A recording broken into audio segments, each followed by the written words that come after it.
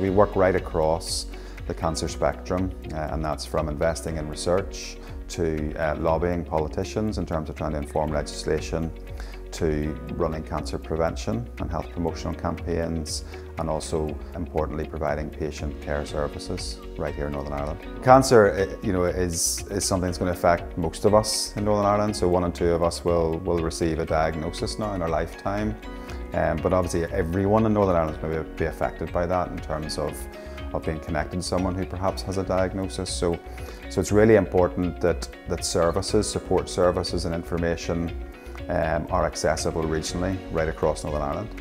One of the things that I enjoy most is to listen to people and to listen to patients that have used our services, and to hear sometimes that we're meeting people at their greatest point of need.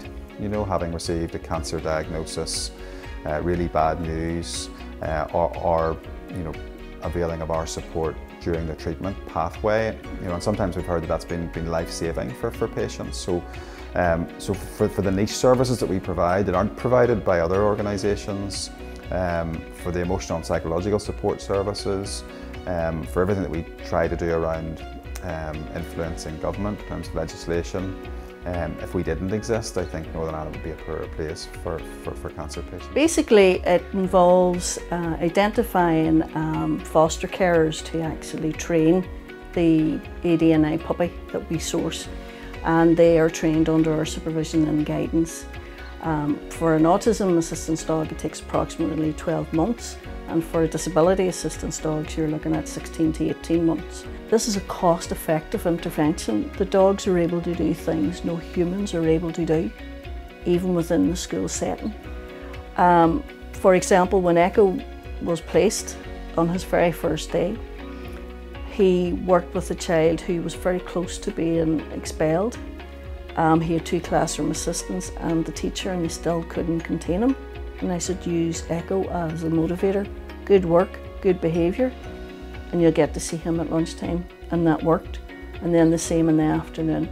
And I went in the next day and the classroom assistant said, Echo has done what no human is able to do. And as a result of Echo's input, they now were able to redeploy that second classroom assistant, and they now are at the stage where that young person doesn't need that input. And at that stage, the upkeep of the dog was £1,500. Now, where would you get someone that would work for £1,500 a year and affect so much change? Firstly, it's life-changing for us. It's been life-changing. This time last year, we were in a dire situation. I mean, even my own mental health had been affected because of it all. But now, Marvel just has been life-changing for us. He has changed our whole outlook, and not only us. I mean, I've made friends through assistance dogs, and with people who are going through similar situations.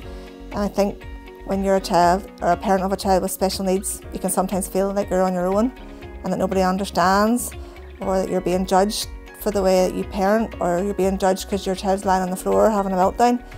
But now I have somebody who I know understands what I'm going through, and who we can bounce off ideas, things that have worked for her, things that have worked for me. In any given year, we're delivering between 140 and 160 new business startups. We then would have thousands that have been through over the years. There's been some work done around the longevity of the businesses, how long do they stay in existence, and we have noticed certainly that with the support and the wraparound, business failure is reduced. The first 2 to 5 years in a business are extremely difficult, and a lot of businesses, perhaps up to 50%, fail in those first 2 to 5 years. So they're trying to help them through those challenges is what we do a lot of, and therefore we see more businesses going on into their 6th and up to their 10 years. Whereas without the support, I do believe you'd find that the stats show that a lot more will be failing. A fair bit of our funding comes from our rental of our units. We get some funding in from the Enterprise Northern Ireland network, where we have particular programmes we deliver on behalf of council or central government. We also get programmes that were European funded. Now those are all going to be set aside. So the funding gap is something we've been quite concerned about for the last sort of 18 months, 2 years.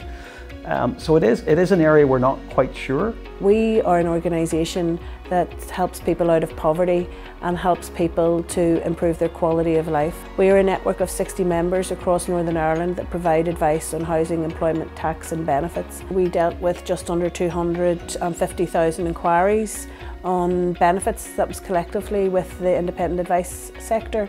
And we would measure, for example, the benefit uptake maximisation. We would measure debt that was dealt with.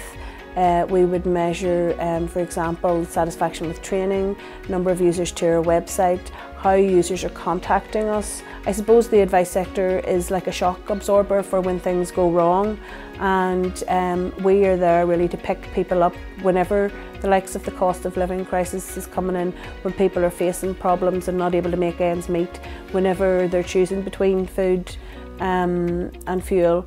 Yeah, Action Mental Health is a regional provider of mental health services in Northern Ireland, and we've been in Northern Ireland for 60 years. We were created in Downpatrick many years ago, and we've grown our services now to provide a good regional coverage across the whole of the province. And like a lot of the voluntary community sector, we're very close to our community and we're able to stay in touch with them and really know their needs.